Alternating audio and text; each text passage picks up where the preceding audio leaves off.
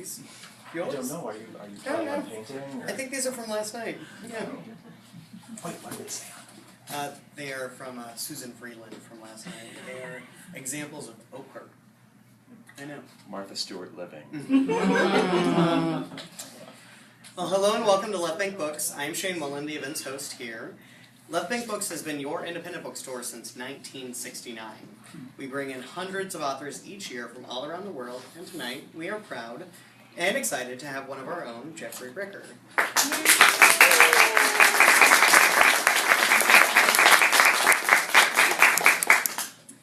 This summer we are doing our annual River City Readers fundraiser. The River City Readers is our program that gets books into the hands of underserved St. Louis public school children. Each year, every child in the classroom gets to take home 5 new books to call their own, building their own home library, and encouraging literacy. So please talk to me or Cliff tonight if you are interested in making a donation, large or small. Anything is appreciated. To date, as of right now, we have sponsored 55 students so far with our fundraising from the desk. So that is a wonderful.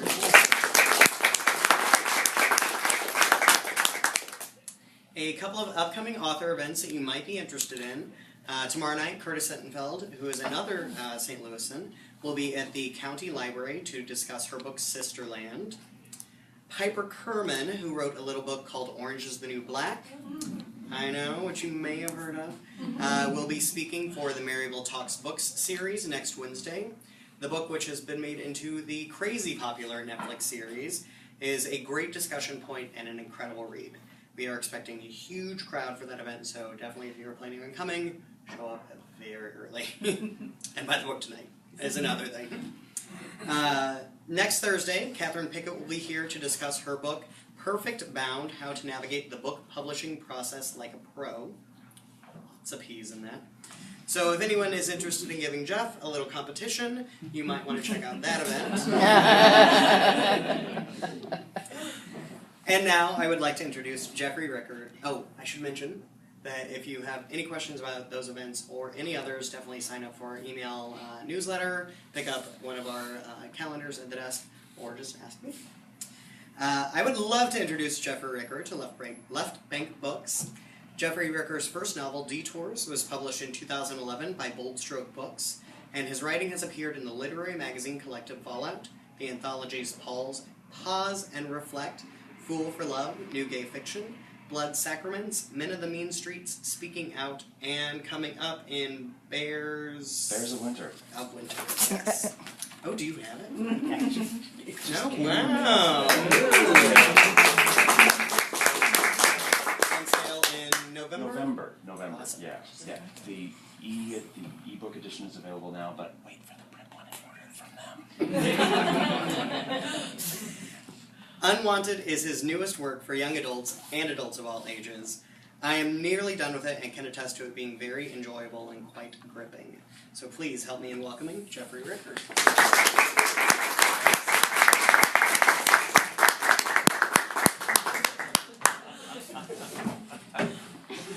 So there's a reason I'm sitting down. Probably most of you know it. I had an unfortunate run-in with a not too friendly dog on Friday, and fortunately he gave me my leg back, most of it at least. So, I figured I would read for about 25 minutes or so, and then we can do like Q&A if anybody has any questions or wants to talk about anything. That would be awesome. And I'm just going to start at the beginning, because that's usually a good place to start.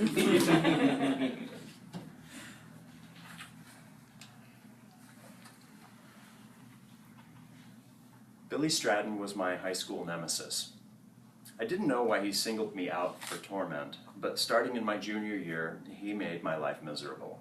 He knocked books out of my arms, he kicked the back of my chair, he called me names. Once, my friend Sarah told me he was about to bash my head in with a rock when she caught him. What would make someone want to do a thing like that? I didn't know, I didn't care either. All I wanted to do was put my junior year behind me, then get through my senior year, go to college, and get out of Athens, this podunk little St. Louis suburb, and never come back if I could help it. Yes, I know there's no Athens. As you read the book, you might recognize which suburb it actually is. Or not. Billy seemed determined to make sure that didn't happen, which was how I wound up lying on the sidewalk between classes. My nose was bleeding. Billy stood over me, fists balled. We were behind the main building. I'd been walking to the annex, where all the math classes were held. "Get up, you little shit," he said. Our Cold War had suddenly heated up. I had no idea why. It wasn't a fair fight. Billy was a football player. He was almost 6 inches taller than me. My dad always said that's the way with bullies. They never fight fair. It's fine for him to say that, of course. He wasn't the one on his back in the dirt with some psycho freak going red in the face because he wouldn't get up and take some more beating. "Get up!" Billy bobbed forward, fists up now. A crowd had gathered. Why wasn't there ever a teacher around when you needed one? "Why, so you can hit me again?" I was speaking more calmly than I felt. The veins in Billy's forehead were starting to pulse.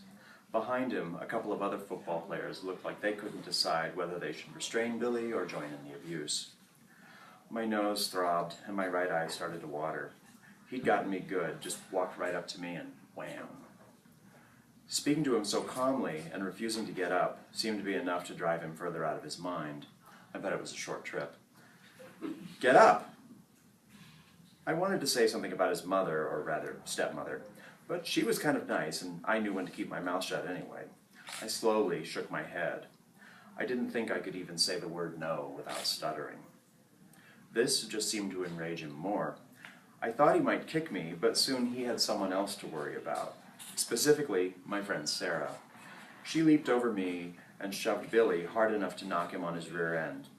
He bounced back up and got right in her face. "Being a girl isn't going to save your ass, Sarah." I wouldn't expect anything in the way of civilized behavior from you, Billy.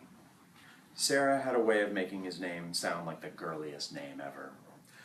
For the most part, they'd just circled each other this year, screeching like cats in an alley. He'd shoved me or thrown things at me in the past, but this was the first time he'd drawn blood. For Sarah, this apparently meant the gloves were off. Billy sneered and turned away, the crowd of other students parting behind him. Where was a single teacher while all this was going on? As he walked away, he muttered to one of his friends, "Fucking fag." The next thing Billy knew, for that matter, he was on the ground with Sarah on his back. She gripped his hair, a challenge considering how short it was, and smashed his face repeatedly into the dirt. Lucky for him, the force of her impact propelled them into the grass. If they'd landed on the sidewalk, his face would have been even more of a mess. While Sarah straddled his back and basically made him eat dirt, she pummeled him in the back with her other fist and kneed him in the flanks, looking for all the world like she was riding a legless horse. "I'm sorry, what did you say, Billy? What was that? I can't hear you. Are you going to say it again? Are you? Are you?" Billy couldn't answer, of course, because she wouldn't let up long enough for him to get a word out. I'd never seen Sarah behave like that before, and it frightened me more than a little bit to see her lose control so completely. I think she might have tried to kill him, but then suddenly, finally, Coach Brandt showed up and lifted Sarah off Billy. Literally, she was airborne, and the coach's whistle beamed her in the back of the head as he shouted, "What the hell is this shit?" That got an ooh from the crowd. It was never a good sign when a teacher cussed. Someone helped Billy get up and led him away, probably to the nurse's office. By the time I got to my feet, the crowd had broken up, and it seemed like everyone had forgotten all this started because Billy punched me in the face. Typical. Even when it started out being about me, it ended up being about someone else. I left school early. While I didn't exactly ask for permission to go home, I figured being ignored while I was bleeding was all the permission I needed. My car, as usual, was in the shop, and I'd ridden to school that day with Sarah, so I had to walk home. We didn't live far away, but it still took me almost 45 minutes. Maybe I should have waited to see what happened to Sarah, or at least tell the principal, I'm sure that's where Mr. Brandt took her, that Sarah was just defending me. Of course, that would look great, a girl defending a boy. I'd never hear the end of it, neither would she, for different reasons. The house was empty. No big surprise there, Dad never got home before me. When I checked my nose in the bathroom mirror, it was starting to swell up and look like someone had painted purple under my skin. I didn't think it was broken, but no one had ever punched me in the face before, so what did I know? At the moment, I knew 3 things. I didn't want to explain my nose to my dad when he eventually got home. I probably needed to put ice on it, and I didn't want to go to school tomorrow. In the kitchen, I filled a towel with ice. As I tilted my head back and lifted the towel to my nose, a flash of white darted past the sliding glass door overlooking the backyard. Our yard was fenced, so no one should have been back there. By this point, thanks to the almost daily antagonism from Billy, it was in my nature to see every unexpected or unexplained thing as a possible threat. It seemed foolish, but I grabbed a knife from the butcher block before I opened the door and peered out. I was lucky I didn't stab myself in the foot when I dropped the knife. A white horse, its head lowered to the ground as it searched for bits of grass to its liking, ambled slowly across the yard. When it heard the knife clatter, it looked up and stared right at me, blinked its glossy black eyes, and shook its wings. I was glad no one was around to hear me because I screamed like a girl. My first thought, well, my second thought right after, oh my God, there's a horse with wings in our yard, was that Billy must have given me a concussion when he hit me and knocked me down. I looked away, shook my head, and blinked a couple of times. When I looked back, the horse was still there. It had folded up its wings and gone back to browsing the lawn. "Richard, is that you?" The voice, a woman's, came from upstairs. It was followed by a clanking noise, like someone rattling pots and pans. I picked up the knife again and slid the door shut as quietly as possible. "Richard?" she called again, then in a more threatening tone, "Is someone down there?" She started coming down the stairs. Pressing my back to the wall, I inched out of the kitchen and into the dining room. I watched the kitchen doorway, wondering who this woman was and how she knew my father, and what was all the clanking about? When it appeared she hadn't followed me from the kitchen to the dining room, I turned around and prepared to make a run for the front door. She was standing right behind me. I screamed, again, like a girl, again. What? She scared the hell out of me. She also snatched my wrist and twisted the knife out of my grasp before I remembered I was holding it. Then she put her hands on my shoulders to keep me from running headlong into her chest, which was covered in a bronze piece of armor that made her look like Xena, warrior princess. "Oh, it's you," she said. Not in a dismissive tone, the way that sort of thing is usually said, at least to me, but more in a sense of wonder, as if I were the last person she expected to see. She put a hand under my chin, gently, which I didn't expect since she wore a sword at her waist. "You're so..." Her voice trailed off as she took in all of me. "Short." Short? I'd never seen this woman before, and she was calling me short? Admittedly, she looked taller than my dad, maybe by a couple of inches even. Before I could protest, she turned my chin left, then right, inspecting my face. "You've been in a fight, haven't you?" She smiled, and it seemed like a smile of admiration, like being in a fight was a good thing. I batted her hand aside and backed away. "Who are you?" She frowned. "Didn't your father tell you anything about me?" "Tell me what?" Before she could answer, the doorbell rang. In an instant, everything about her changed. Her expression hardened as she whipped around toward the door. She'd drawn her sword without my even noticing, and now she crept toward the foyer. Her steps were so light I didn't even hear her armor clank. The doorbell rang again, sounding far away to me like a dream. I started to ask her what she was doing. Hadn't she ever heard a doorbell before? Why was this clearly crazy woman in our house, and why did she know my dad? But she silenced me with a gesture. This time, instead of the doorbell, there was a knock. "Jamie?" It was Sarah. "Are you home?" "Who is she?" the Xena wannabe asked. "Who is she? Who are you?" She lowered her sword for a moment and looked at me as if I were asking a stupid question. "He really never told you anything about me, did he?" "Tell me what?" Her face softened, neither stony nor angry, but sad. "I'm your mother." I might as well tell you now that yes, the woman in the Xena outfit is my mother. Did I believe her when she told me this? Hell no. At least not right away. This crazy woman in that getup was my mother? This crazy woman who also had a nose just like a ski slope? whose hair was long and sandy blonde and not at all like mine, which is brown and difficult, but did that swoopy thing in the front that made us both look like we were walking into the wind. Crap, this crazy woman was my mother. Which still didn't explain the horse with wings in the backyard, who was now staring at us through the sliding glass door. Sarah knocked again, and I steered my mother toward the sliding glass door. I have to let her in. You have to go hide. Before she could protest, I added, if she sees you dressed up like that, there'll be a lot of questions. Not to mention that. I pointed at the horse. Take him into the garage. Don't make a sound until she leaves. All right. I hadn't expected her to back down so quickly, or at all. At the door, she paused and turned back to me. We still have a lot to discuss, though. Imagine that, I muttered, but not until she shut the door behind her. So now Jamie has two problems. He's got the crazy woman in the armor, whose name is Maya, and who is his mother. And he's also got his friend Sarah at the front door.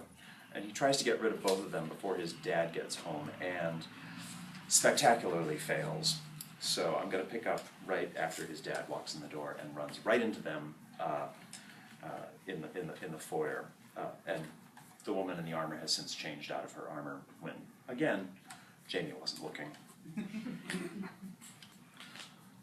For a moment, which was probably not as long as it seemed to me at the time, we all stood frozen in the foyer.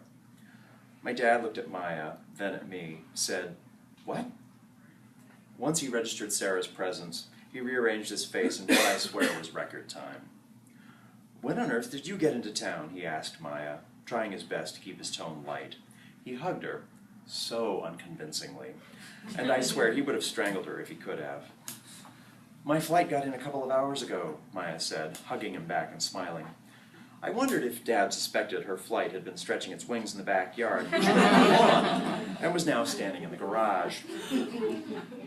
"What a nice surprise," he said, which I think meant, "Get the hell out of my house." She smiled. "I'm so glad to be here finally." "No chance, Buster." Great. "What are you doing home in the middle of the afternoon, Dad?" I asked. Wrong question. He crossed his arms. "You weren't answering your phone. I got a call from your principal saying you'd left school without permission. Also, there was a fight?" Maya was still holding the ice pack. She handed it to me, and I put it against my face. "Well, it wasn't much of a fight," I said. "I got hit once, and that was pretty much it. Except for Sarah here, who came to Jamie's aid." Maya put a motherly arm across Sarah's shoulders for a moment. If I tried hard enough, it was like I could hear the cooling fan kick in as Dad's brain overheated, trying to figure out what to do. He turned to Sarah. "You need a ride home?" "That's okay, Mr. Thomas. I drove." Sarah only lived 6 blocks away. My dad was that eager to get out of the house and leave me with a possibly crazy woman who had a horse with wings. "Thanks, Dad." Before she left, Sarah paused at the front door. "You'd better have your dad call the school so you don't get in more trouble tomorrow." Tomorrow. School again. Billy Stratton again. Once Sarah was gone, my dad said, "Son, I need to speak to Maya alone for a moment, please." I lowered the ice pack from my eye. Maya put it back in place. My mind spun with questions. My face still throbbed, and my dad was sending me to my room? "But, Jamie, now." He used the voice he brought out only once in a while when there was no time for explanations or he was so angry he couldn't think straight, much less speak without yelling. He didn't yell a lot. Usually, in fact, he's really patient, but I could tell from his voice that as soon as I left the room, the fireworks would start. Not Maya, though. I was already halfway up the stairs before she said, "Jamie should stay. This involves him even more than it does you." As much as I wondered what she meant, I wasn't willing to risk my father's temper by lingering to find out. As soon as my bedroom door shut, my dad's voice thundered up through the floor. "What the hell do you think you're doing, showing up here like this? Breaking into our home, telling my son who knows what?" "Our son, Richard." Maya kept her voice calm, but Dad just bulldozed right over her. "You need to leave now." He did not, I noted, contradict her or say anything to discount her assertion. Was she telling the truth? Had my father lied to me? "You have to hear me out. I don't have to do a damn thing where you're concerned. You made that clear a long time ago. Now get out." Then it sounded like they were bowling in the living room. Something fell over, followed by the sound of wood splitting. At that point, I didn't care whether I'd been sent to my room. I went back downstairs. Maya had Dad in a headlock, pinned to the floor in the middle of what was left of our coffee table. She leaned close to his ear, whispering something. His face was bright red. I've had lots of moments in my life where I didn't know why I did what I did. Rode my bike off an embankment, ate a whole jalapeno raw, snuck out my second-floor bedroom window to meet Sarah and get frozen custard at midnight. I didn't know why I ran upstairs and grabbed the first thing I set my eyes on, the baseball my dad gave me when I was 10, and he hoped I'd take an interest in Little League. I never did, but I kept the baseball and glove to humor him. I took that baseball downstairs and winged it as hard as I could at the back of Maya's head, certain I would miss, but hoping I'd distract her long enough to let Dad get an advantage over her. When I had gym class with Billy Stratton, he and the other thugs in my class liked to give me crap for throwing like a girl. I threw like a girl right at the base of Maya's skull, where it made a dull knock like two pieces of wood slapping together. She went over without another sound. Nice shot, son. Dad sat on his haunches and caught his breath. There's a pair of handcuffs in my nightstand. Bring them down. I'll get rolling. You're already going there, aren't you? As I was coming back downstairs with the cuffs, Dad yelled, "Jesus Christ!" followed by a loud whinny. The garage door slammed. Guess he found the horse. I brought him an old sheet, which he tore into strips and used to tie Maya's ankles. After he did this, he held out his hand for the cuffs. "Dad, why do you have these?" For a second, his face got red again, and that's when I remembered Christine, the police detective he'd dated for about 6 months last year. Yeah, horrific mental image. I made up another question fast. What was she saying to you when she had you in a headlock? She said I was so headstrong I could have been one of her sisters. I got down on the floor next to them. She was still breathing. The baseball lay near the sofa. I picked it up. Is she really my mom? He snapped the cuffs in place. She is. You told me she was dead. I didn't think she was ever coming back. It was easier than trying to explain everything. He stood up. I'll be surprised if that holds for all of 5 seconds. I felt like we were barely having the same conversation. Explain what? Dad sighed and put his arm across my shoulders. That your mother is an Amazon. So, from there, a few other things happened. Maya wakes up and tells him about a prophecy that involves Jamie and the Amazons. And then Jamie passes out because it turns out that he does have a concussion. And so after an ER visit and then another discussion back home, we pick up in the middle of the night, and Jamie's just woken up. The noise outside the window, a soft hooting, caught my attention. An owl. I couldn't remember ever hearing an owl around our house before, but then I wasn't usually up this late either. I got up and looked out the window. From the tree just outside my bedroom, a flurry of shadows drew my gaze to the left. The owl sailed over the yard, gliding lower to the ground. It came to roost on what I thought was an arborvitae across the street. The arborvitae moved. It wasn't a tree, but a woman. The owl had landed on her outstretched arm. She lifted her free hand and stroked the feathers on the owl's head. The sleeve of her gown slid up her arm, revealing a flash of metal. She leaned her face close to the bird, whispering to it. I squinted, trying to make out the details of her face. She looked up to my window. She didn't seem surprised to find herself being watched. Somehow, I knew she was expecting me. She held my gaze for several seconds, then turned and walked across the lawn between the neighbors' houses. I left my light off as I got into my bathrobe and a pair of shoes. Out in the hall, there was no light coming from underneath either my father's bedroom door or the guest room. The air in the house was quiet and heavy, the feeling that means no one's awake. I slipped downstairs and opened the front door as quietly as possible. I shivered a bit as the dampness settled on me. It was an unusually cold spring morning and humid. Mist lingered just above the ground. When the sun came up before it burned off, it would be beautiful. The woman was at the back of the neighbors' yards and stepped into the trees behind. She hiked her gown delicately while still holding the owl aloft with her other hand. The bird swiveled its head to look back and fixed me with a stare, then puffed up its feathers. The woman looked behind too. With a faint suggestion of a smile, she beckoned me to keep following. I hurried to catch up. At some point, I began to wonder, was I still back in my bed? Was this all a dream? The woods extended much farther behind the houses than I remembered, the trees getting taller and closer together. Soon I could see no patch of night sky above me, only the faint silhouette of tree trunks on either side. The path was clear and definite, though. It felt like I was walking away from the world I knew as I followed her. Finally, she stopped. A clearing opened up in the trees, and now the moon shone down directly on her. I had a feeling if I looked for this place in the morning, it wouldn't be here. Turning to me, she bowed her head slightly. Though the air was still, her hair, deep black and curly, stirred as if lifted by a breeze. The owl stared at me. "You're wondering if she's really your mother," the woman said. "She speaks the truth." I heard her voice clearly, but she hadn't moved her lips. It came from her and from around her at the same time, a multitude of voices channeled into one chorus. "Why were you watching our house? That's what you were doing, wasn't it?" She shook her head. "I wasn't watching the house, I was watching you." "Me? Why? Who are you?" I asked. Again, with that smile, she tilted her head to one side. "I'm exactly who you think I am." If there'd been a chair nearby, I would have sat down. I felt like I needed to. If we hadn't spent a week on Greek mythology in my ancient Civ class, I'm not sure I would have known the woman standing in front of me. Even so, it felt wrong to say her name out loud. "You expect me to believe that?" I asked, crossing my arms. "I expect nothing, but I assume you will believe whatever you know to be true." She looked at the owl. He turned to meet her gaze. Some wordless understanding passed between them. Pushing off from the goddess's forearm, the owl unfurled its wings and sailed upward and out of the clearing. "Either you are or you're not," I said, cringing at how petty I sounded to my own ears.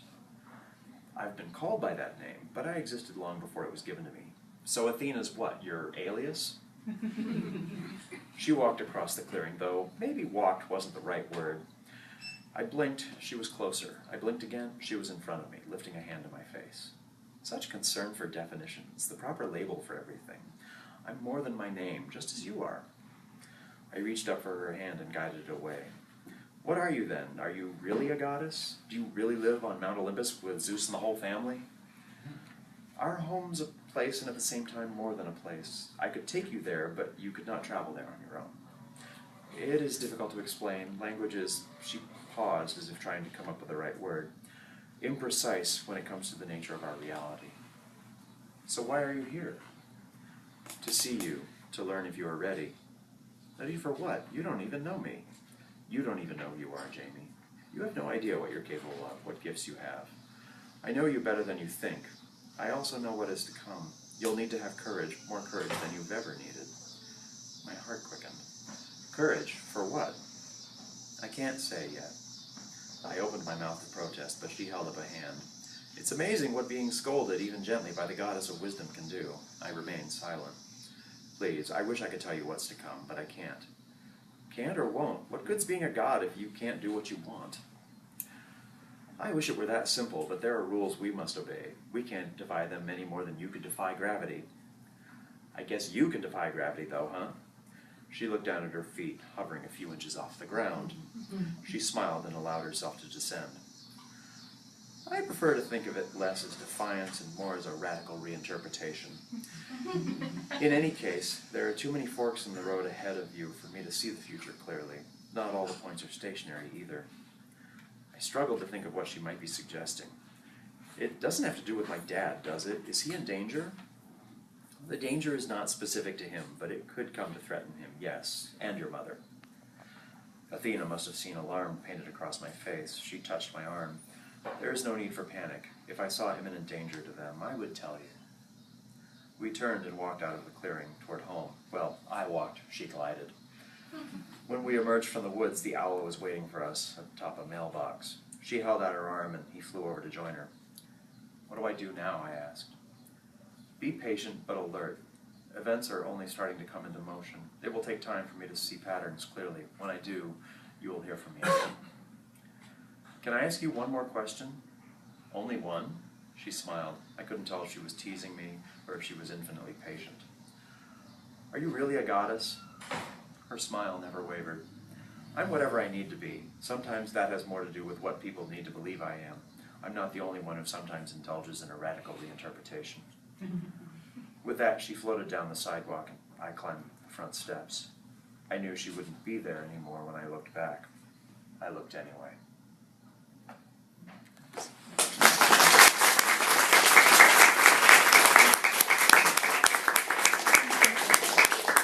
So was that about 25 minutes? Mm-hmm. Okay, 30. good. It was 30. All right. Oh, I read slower than I thought. But I videoed the intro, so 25. Yeah. So, I don't know if anybody has any questions. Any questions about anything? No. When was it published? This just came out in March. Yeah. So. Yes. This is such a far cry from detours. How did you shift to young adult literature? For those who don't know, Detours was my first novel, and that was a contemporary road trip / ghost story, gay romance.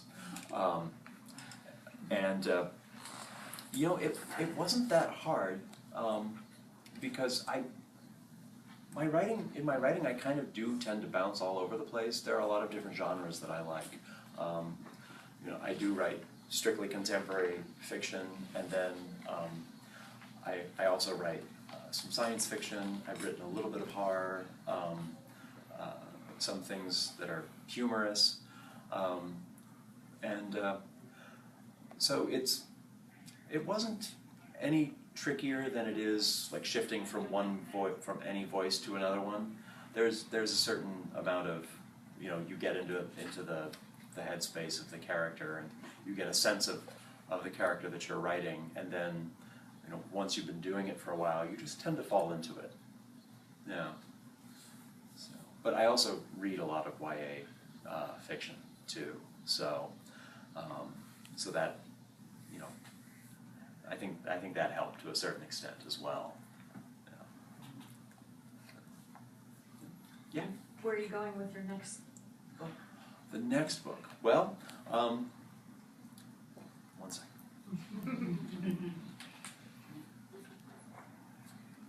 Talking for half an hour is hard.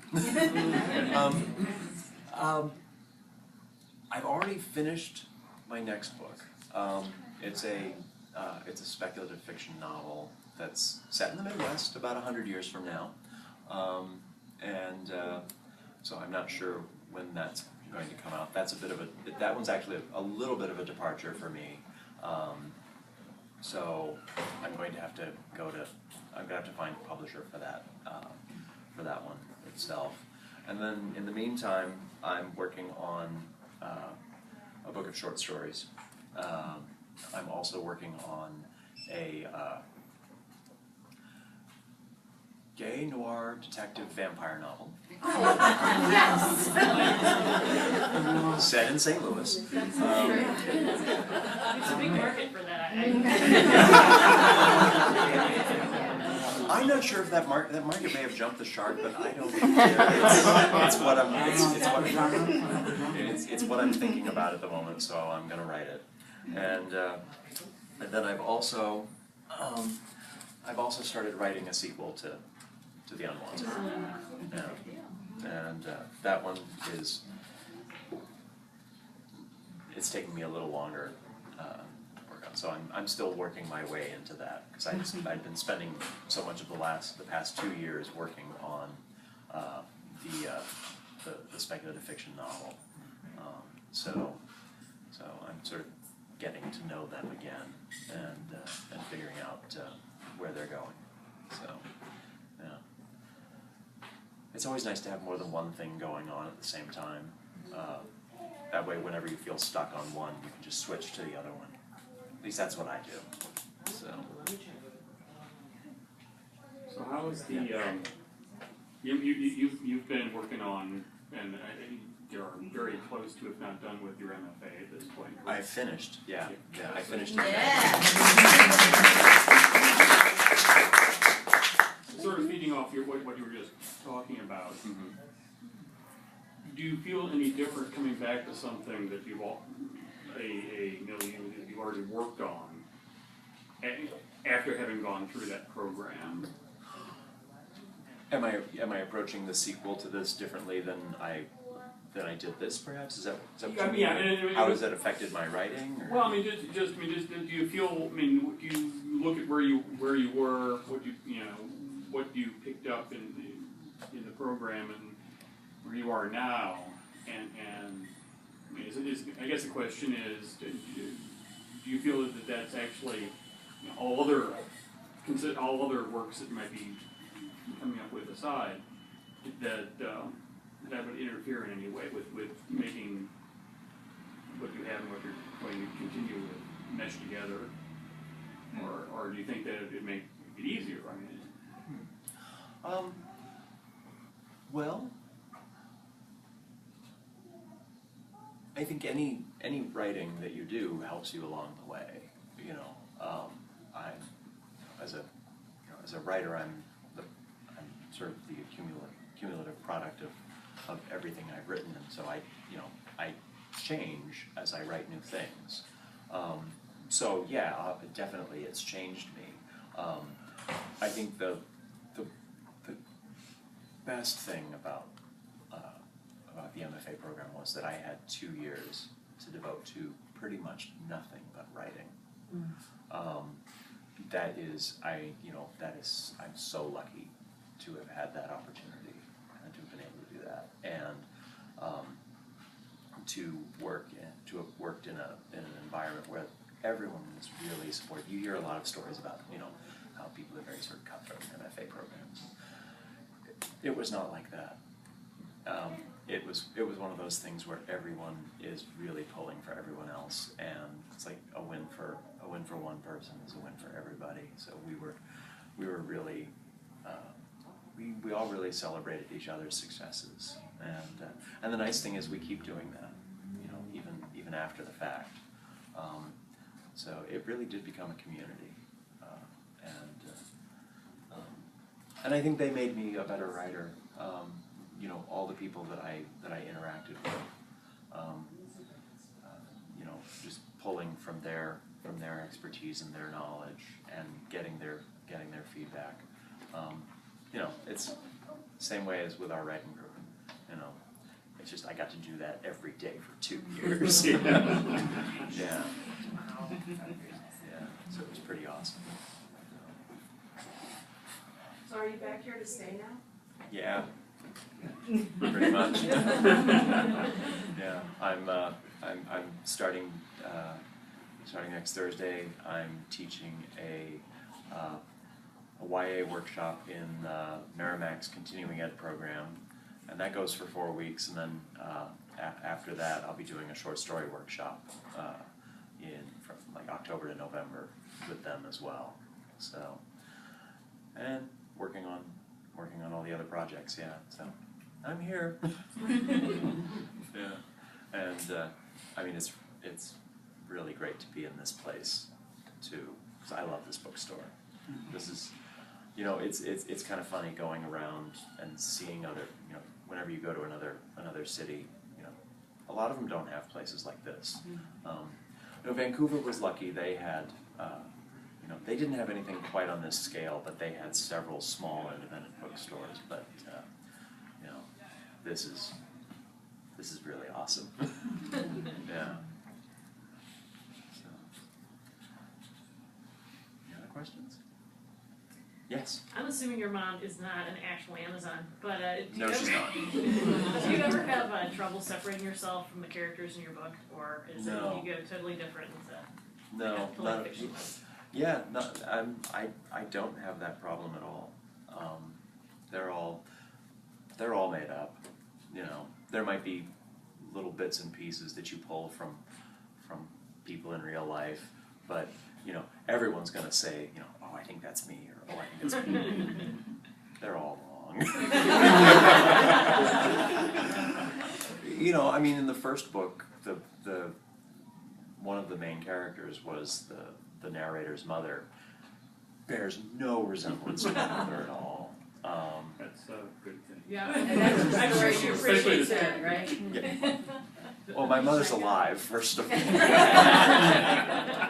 The mother's a ghost in that book. Yeah, and you know, you pull these things, you know, certain characteristics from, and then put them all together and tell a lie, basically. You know, that's the wonderful thing about fiction. It's like, you get to make it all up. If something's not, you know, if there's a fact that's not convenient, well, just change it. This is why I don't write nonfiction. So,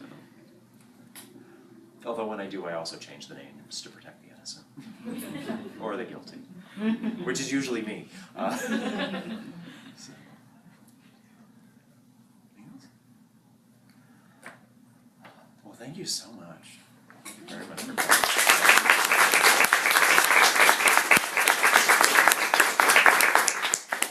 Of course, if you have a copy of this, I will sign it. And if you don't have a copy of this, you have so many copies of it. And I really think you should help them get rid of them. I think they also may have a few copies of my first book as well. So, yeah. Thank you again.